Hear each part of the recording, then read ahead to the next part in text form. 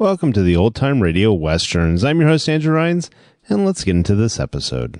This episode is going to be Tales of the Texas Rangers. Original air date is November 25th, 1951, and the title is The Blow-Off. Hope you enjoy, and again, thanks for listening. The National Broadcasting Company presents Joel McCrea in Tales of the Texas Rangers. From Hollywood, another authentic reenactment of a case transcribed from the files of the Texas Rangers.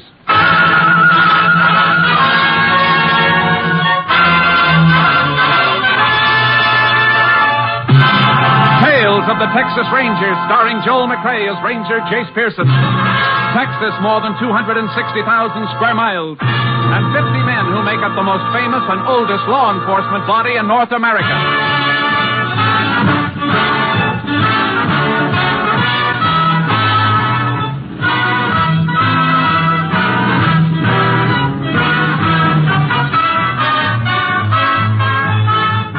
Now, from the files of the Texas Rangers come these stories based on fact.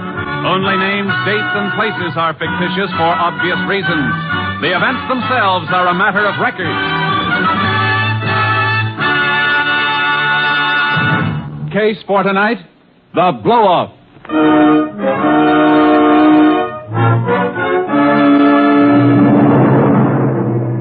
It is approximately 11 p.m., June 16th, 1947.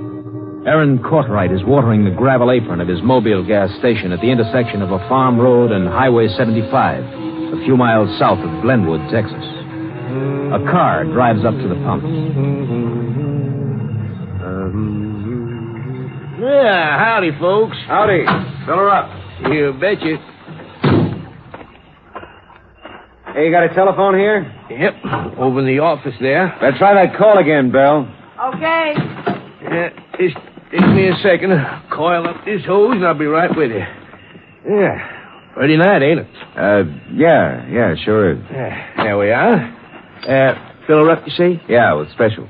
Oh, sorry, mister. Truck busted the handle off the hand pump on the special. Regular be all right? I got no choice, have I? My car's about empty. Taking kind of a chance, weren't you? Why, what do you mean? Yeah, it's about to close up. Next station is better than 30 miles away you're heading. Well, we made it. That's what counts. Look, can't you hurry it up? Oh, sure, mister. Hey, what's she doing in there? Hey, you get away from that cash drawer. Never mind her. Just hope this gun don't blow your head off. Now shove that nozzle into the tank. You ain't getting my money, you old fool. He'll kill you with a whole nozzle. Blame right, I will. Yeah, it ain't the deal that's getting killed. Get to the car, quick.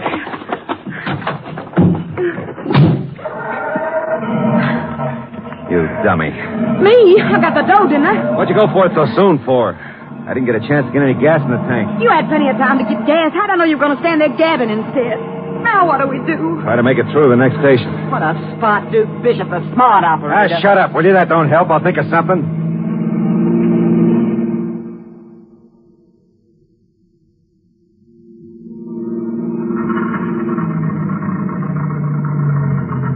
Well, that's the end of the gas. How far we come? 10, 11 miles. Let's flag us a ride and get out of here. And leave the car? Wouldn't that be smart? Like leaving our calling cards pinned to that stiff back there. This buggy's ours, don't forget. Well, can't we take the license plates off and ditch them or something? Oh, why does a woman have to be so dumb? There's a motor number. You can't get rid of that. Come on, pile out.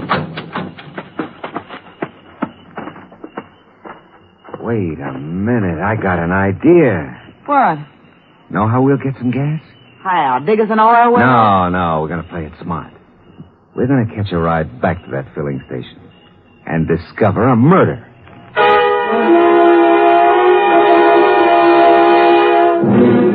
Sure appreciate the ride.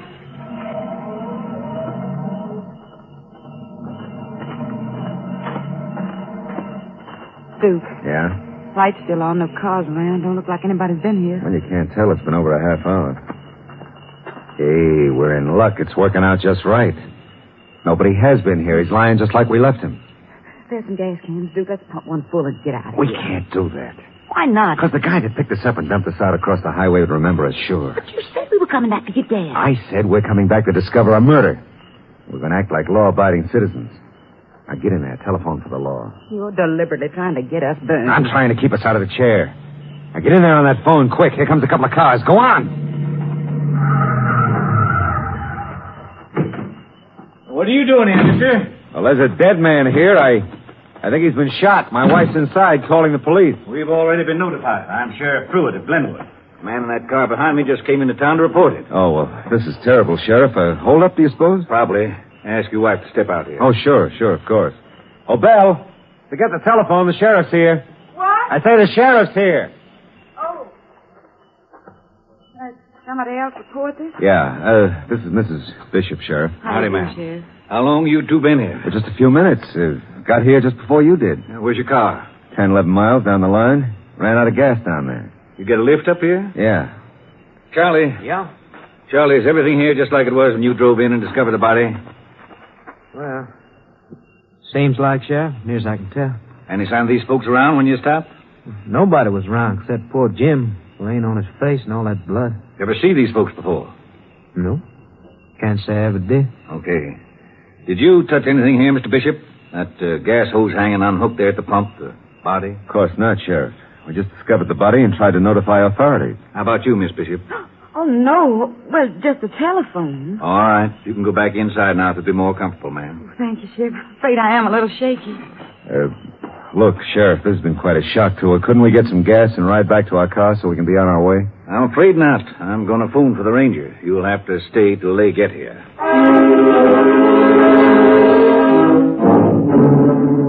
In response to Sheriff Pruitt's call, Ranger Jace Pearson was assigned to the case. Within 2 hours, he had carefully gone over the available information and evidence.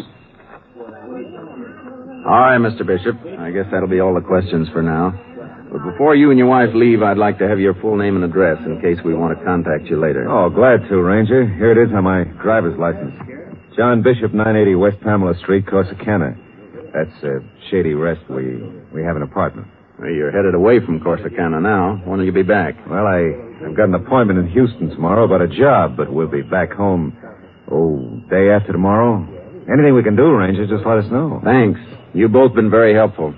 Sheriff had his deputy over there get you a tin of gas. He'll run you down to your car. Oh, it's mighty nice of you, Sheriff. Glad to help out. Bye, Mrs. Bishop. Bye. Bye, Ranger. Thanks again. Good night. Right, decent folks, Jay. It sure seemed to be. But a nasty case. Nothing to go on. Not much, apparently, but maybe we can turn something up. Got any ideas, Jace? Uh-huh. First off, I'm going to Radio Austin for the lab crew. Have them scour this place from top to bottom.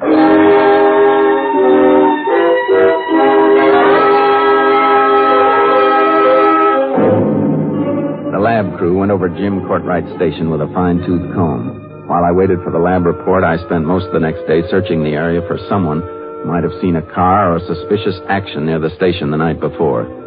I drew a complete blank and went back to the sheriff's office. Hi, Sheriff. Oh, hello, Jace. Thought you were never coming back. Find anything? No. Nobody seems to have been traveling Highway 75 last night. Lab boys didn't hit any jackpot either. Here's their report. Just came in. Lab figures like we did that there was quite a scuffle before the shots were fired, but it don't mean much. No. But something in this fingerprint report might. You mean those matching prints found on the telephone receiver in the cash drawer? Uh-huh. Austin didn't have any record on whoever made them, so what good does that do? The report says they were fresh. These prints don't match the ones taken from the body, so they aren't Courtwright's. Hey, wait a minute, Sheriff. When you arrived at Courtwright's station, Mrs. Bishop was at the telephone, wasn't she? Yeah, she was trying to call me. Well, then she was the last person to use the phone before those prints were pulled. Well, do you suppose that's her print on the phone? If it is, I'd sure like to know what its duplicate was doing on Courtwright's cash drawer. Yeah. And Bishop said himself he was on his way down to Houston to see about a job. If he was unemployed and broke, well, that'd sure be a motive. I think we'd better run up to Corsicana tomorrow and sort of welcome Mr. and Mrs. Bishop when they get back from Houston.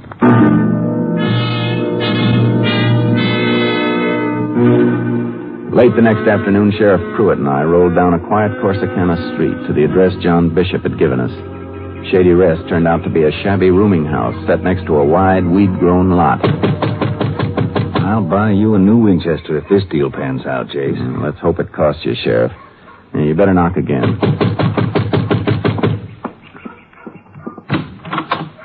Yes?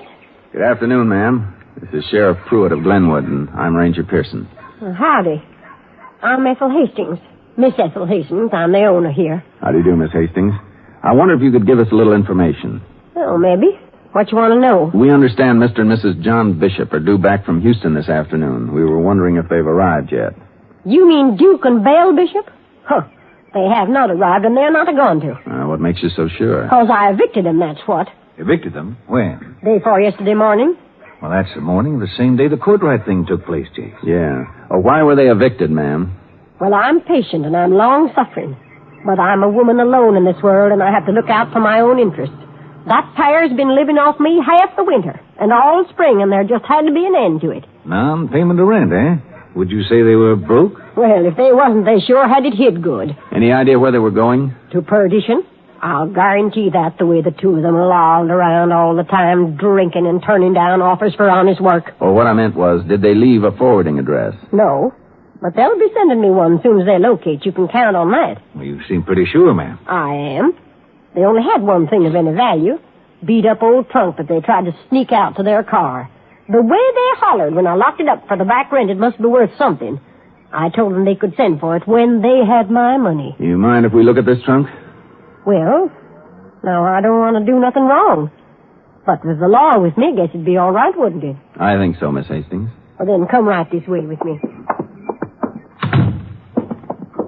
What model rifle you want, Chase? Looks like I might be buying you one. Just be dying to look at this trunk myself. What in the world those two could have that was that valuable? Now, it's right in the storeroom here. That's it. Right there. Open her up, Sheriff. Let's see what's inside. There's nothing in the trunk except something wrapped in that old shirt. Let's see what it is. Can you beat that? Oh, cover it up, quick! Get it out of here! Get it out of here! Oh, now calm yourself, ma'am. It isn't what it looks like. It looks like a jug of alcohol to me with a baby in it. A baby with two heads. Oh, my heart. My heart, where's my medicine? I gotta have my medicine. Now, easy, ma'am. You're all right. That's a sideshow gadget. Just a rubber doll made to look like the real thing. You mean it's a fake, Chase? Sure. I've seen them in theatrical supply house catalogs. All sorts and sizes. Mummies, too. Fake! Well, I might have known it. Anything that pair had to be no good. I suppose it don't have much value, does it, Ranger? To you? I'm afraid not. Not unless you want to join a sideshow. Sideshow? Ranger, I'll have you to know I'm a respectable woman. And you've been a very helpful one, too, Miss Hastings. Thanks. Come on, Sheriff. That bottle was the blamedest thing I ever saw, Chase. What do you suppose the bishops had it for? I bet they wish they had it now. You in the mood for a few days of traveling? Anything that'll bring us up with the bishops. Good thing we know where to start looking for them. Do we? Living in a cheap rooming house, running out of money towards spring, refusing jobs, that faked-up exhibit they tried to sneak out with them. Sheriff, you and I are going hunting for carnivals.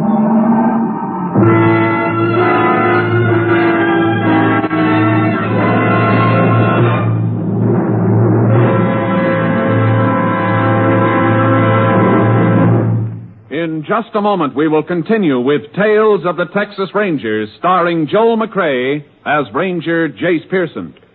It is absolutely imperative that our armed forces have an adequate reserve of blood plasma at all times. The only answer to this crisis is you, the American people, who have never failed in such an emergency.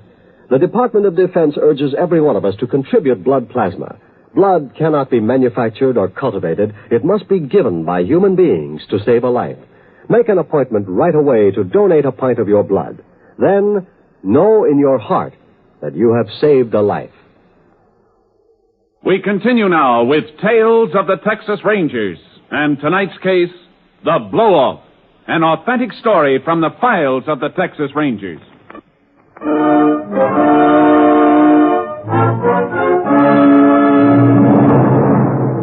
Working from published carnival routes, Sheriff Pruitt and I tracked down one show after another without finding any trace of Duke Bishop and his wife. No showman's organization had ever heard of them. We were beginning to lose hope by the time we arrived at Rocky Pass, where a carnival company was working the annual Rocky County Fair. Golly, Jace, did you ever see such a jam? Carnivals are fun, Sheriff. That's what they're for. Well, personally, I'm about fed up with them. And it looks like we're going to draw a blank here, too. No sign of a two-headed baby. Well, we haven't checked that sideshow over there yet. Another one? Do we have to? They're getting kind of old to me now, too. This looks like a pit layout. Is that good? Well, it'll be the likeliest place for our pair to be working one of those fake baby exhibits. If that's what they went back to. What do you mean, a pit layout, Jace? Pit shows, they call them. A lot of acts and exhibits under one top. One admission for the bunch. They use pits instead of platforms to separate the performers from the audience. What a business. Come on, let's see if this show's got anything to interest us. Extraordinary assemblage of marvels ever gathered together for the edification of mankind. Something of fascinating interest to any and each. Mister. You mean me, Ranger? Mind stepping down here a moment? I'd like to ask you a couple of questions. Instantly, Ranger, forthwith without delay. All right, step right up to the window, folks. The little lady would be happy to take your money. It's only 2 bits, 25 cents, a quarter part of $1. Now, what can I do for you, gentlemen of the law? The sheriff and I are looking for a husband and wife team. We have reason to believe we're working a show like this. Ranger, it's one of the puzzles of my long and checkered career why minions of the law insist upon hounding us hard-working connies. This is the first case I've ever had to investigate in the show business, mister. I hope it's the last. A commendable sentiment, Sheriff. Very commendable. The people we're looking for probably operate some kind of an exhibit of what they claim is a two-headed baby in a jar of alcohol. Hopscotches. Huh? What's that? Hopscotches. Not regular dyed-in-the-wool carnies. Grifters keep switching from one show to another. They'd be the kind be using that ancient sucker bait. Anything like that with this show? A fake you can order out of a supply house by the dozen with this show? Absolutely not, Ranger. How about in this tent? You got a lot of freaks? Natural phenomena, Sheriff. Wonders of nature. All right. Have you got a two-headed baby in there? Not even a one-headed one. But there are some husband and wife teams. Now, just step over here with me. You look them over for yourself. Go ahead, Sheriff. Follow him. You might as well be sure. Yeah, I suppose. Right over here, Ranger. Excuse me, folks, excuse me. Now, Sheriff, we have here Zara, the world's heaviest human body. She requires to carry intake of 10 normal adults. I'm afraid she's not the one we're looking for. Well, all right. Right over here next is her husband, the sword swallow. We're not interested in him either. Well, now, don't rush yourself, Sheriff. Don't rush. Be sure. Look, but the bishops weren't performers. They operated an exhibit. What did you say? Duke and Belle Bishop. You know them? Why, no. The name mean anything to you? No, nothing at all. Now, this gentleman over here is Serpentina, the rubber woman. Hey, wait a minute. What's that over there? Where? Through that doorway, under the banner that says See and Believe. Oh, that? That's the blow-off. Now, if you'll just Now, step don't this be in way such a hurry, mister. What's a blow-off? It's, it's an added attraction for which there's an extra admission charge. Kind of a come-on, eh? I suppose you could put it that way, Sheriff. Just what is this added attraction? Kind of a shocker. A woman without a head. Alive? Merely a cheap illusion, gentlemen. We'll take a look just the same. Come on, Sheriff. Now, ladies and gentlemen, this unfortunate woman sitting before you on this chair. There he is, Sheriff. There's Bishop. Well, I'll be darned. Jace, that Barker said this no-head business was an illusion. Look at them pipes and wires and stuff feeding into her neck. And she's moving. That must be Bishop's wife. Don't think he's seen us yet. Come on. This little lady would die in just about 60 seconds. Hey, Belle, duck quick, the Ranger. Keep clear, folks. Oh, they're ducking out under the tent, Jace. The canvas is loose here. Out this way, Sheriff. Don't see him, Jace. There they go, Sheriff. Into the crowd, out in the midway. Come on. Hold it, Bishop. Too many people here to risk gunplay. You gotta be careful. Yeah. Watch it. He's going to fire, Jace. They're heading for the parking lot. Yeah, I see them. We lost him, Jace. Yeah, they could hide in here all night with so many cars jammed together. Our ears are better than our eyes in a spot like this. Hear anything? Not yet. Hey, what's that? There goes a car, but it ain't the one they had. They probably stole this one, but it's them, all right. They're heading right for the fairground fence. Yeah, and they're going to go through it. Over to our car, quick. Time we drive through the auto gate, they'll be long gone. We aren't driving through the auto gate either. Think you can hit that hole they made in the fence, Jace? Watch me try. Brace yourself. Oh, just like threading a needle. Keep your eyes open for him while I get on the radio. Unit 10 to KTXA. Unit 10 to KTXA. KTXA to Unit 10. Go ahead, Unit 10. Unit 10 is pursuing a green new model 4-door Nash sedan southbound on Highway 285, 2 miles south of Rocky Pass. Car is presumed stolen. The occupants are wanted for murder. Unit 10 requests roadblocks on all possible avenues of escape from this area. Will do, Unit 10. KTXA Austin.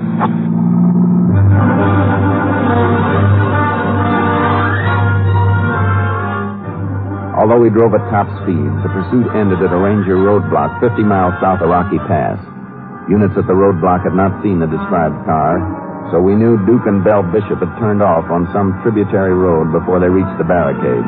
We turned back on Highway 285 to search for them. There's the farm road I was talking about up ahead, Jace. They could have taken it. Yeah, pretty sparsely settled country out west of here. Let's take a look, Sheriff. Sit tight, Jace. I'll check it. See anything, Sheriff? Well, this looks like it, Jace. Fresh tire tracks. Somebody made an awful fast turn off the highway. Direction of travel is right, too. Maybe our luck's changing, Sheriff. Let's find out.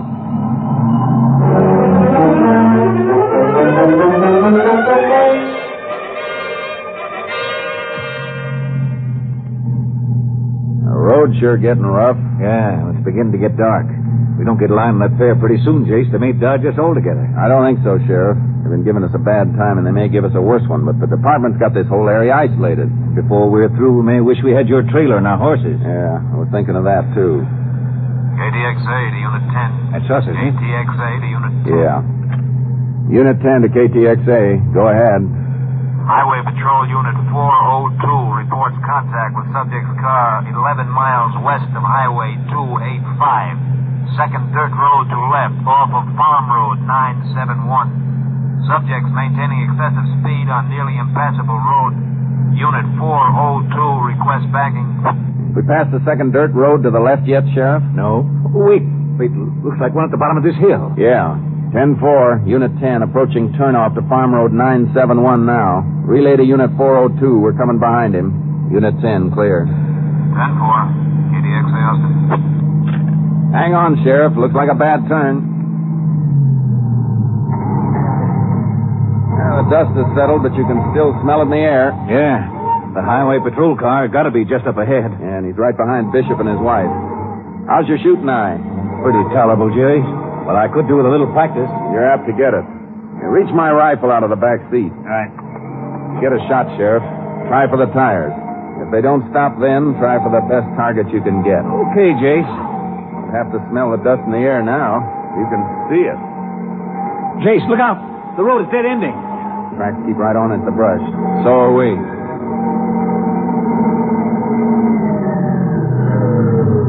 Oh, what are you stopping for? You see something? Look, in that little gully.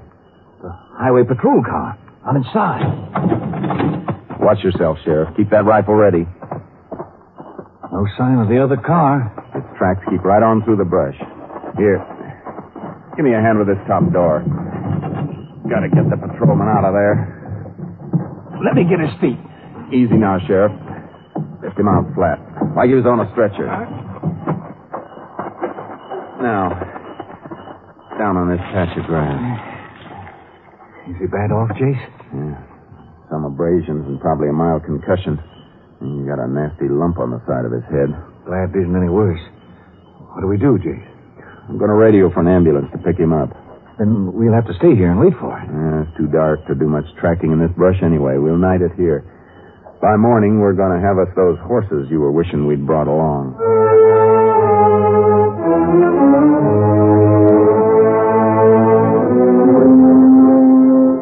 The highway patrolman was not seriously injured. During the night, our horses were towed into us. And by sunrise, the sheriff and I were in the saddle working toward other mounted rangers, closing in on Duke and Bell Bishop from the opposite side. We found their car, and much later in the day, followed their tracks to a small, dilapidated ranch house.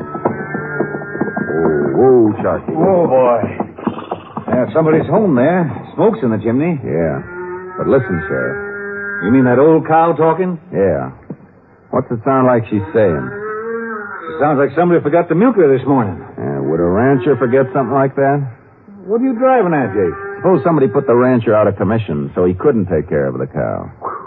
And a minute ago, I was ready to ride right up to that front door. Yeah, I'll leave the horses here.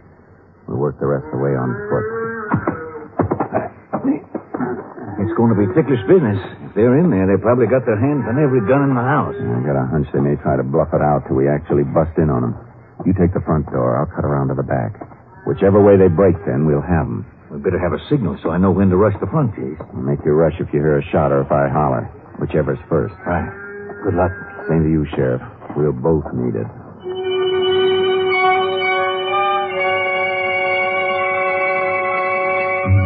Approaching that house without cover or real knowledge of what lay behind the doors is the kind of work officers do only because it's part of their jobs.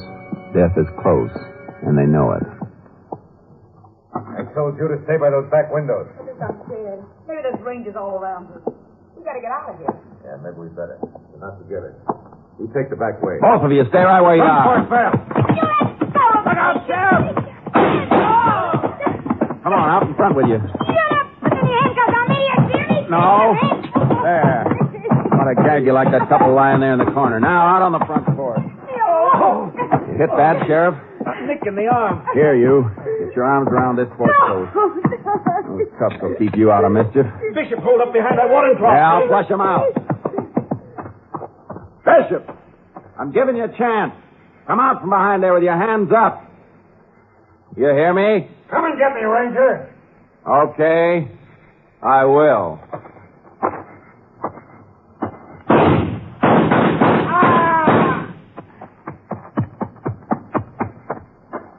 Did he give up, Chase? I'm afraid he did, Sheriff. Permanently.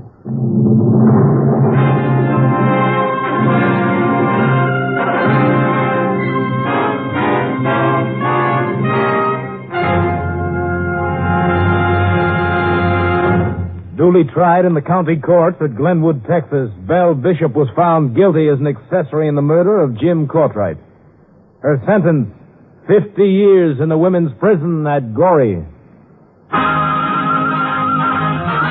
Next week, Joel McCrea in another authentic reenactment of a case from the files of the Texas Rangers.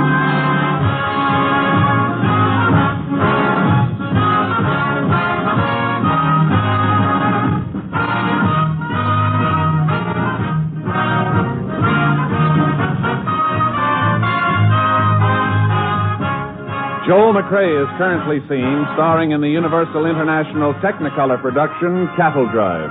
The cast included Tony Barrett, Eddie Marr, Gerald Moore, Betty Lou Gerson, Ed Begley, and Jeanette Nolan. Technical advisor was Captain M.T. Lone Wolf Gonzalez of the Texas Rangers. This story was transcribed and adapted by Tom Blackburn, and the program was produced and directed by Stacy Keach.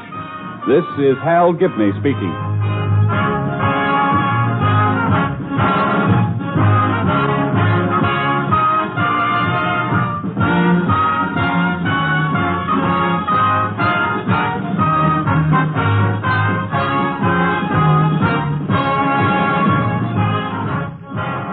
It's the Silver Jubilee on NBC. Today, it's The Big Show, with guest stars including Mary McCarty, Dane Clark, Martha Scott, Phil Foster, and your charming hostess, Tallulah Bankhead. Then join in the fun on the sparkling Phil Harris Alice Faye Show. Later, Theater Guild on the Air brings you the Broadway musical Allegro, starring Jane Powell, John Lund, and Kenny Delmar. Keep tuned to the NBC Radio Network, now entering its second quarter century as the leader in radio entertainment. Next, it's The Big Show. All this and Tallulah 2 on NBC.